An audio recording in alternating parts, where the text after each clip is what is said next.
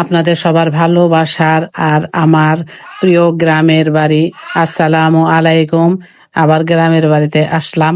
এই তো আপনাদের সাথে ভিডিওতে শেয়ার করতেছি। আমার ভিডিওটি ভালো লাগে লাইক কমেন্ট শেয়ার করে দিবেন আর একটি সাবস্ক্রাইব করে দিবেন।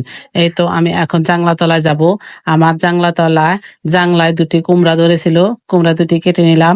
এই কুমড়া রান্না করে সরাসরি কেটে চুলার আগুনে রান্না করে খেলে অনেক মজা, অনেক টেস্ট। গ্রামের বাড়িতে অনেক কিছু লাগে, নিজের হাতে খেলে খুবই ভালো লাগে। এই কারণে আমি এখানে টমেটো গাছ মরিচ গাছ লাগিয়েছি। এই তো আমি এখন ধান খেতে যাব, দেখি ধান কি পরিমাণ পেকেছে। এই তো ধান খেতে যাইতেছি, দেখেন ধান খেতে আইল দিয়ে যাইতেছি। অনেক ভালো লাগে।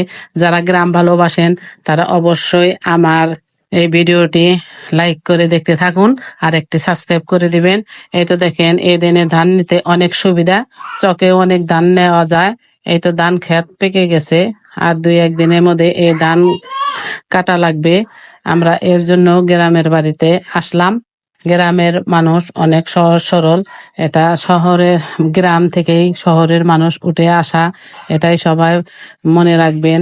গ্রামের মানুষ আছে বলেই শহরের মানুষ এত আরামায়েশে থাকতে পারে। গ্রামের মানুষ অনেক পরিশ্রমী, তারা অনেক কষ্ট করে কর্ম করে খায়। তো দেখেন ছাগল লালন পালন করে, অনেক সবুজ ঘাস। গ্রাম অনেক ভালো।